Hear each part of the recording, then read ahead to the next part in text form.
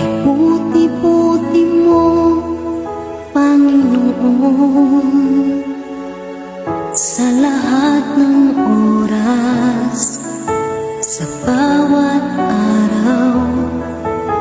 Ika'y laging tapat kung magmahal. Ang iyong kaawaan ay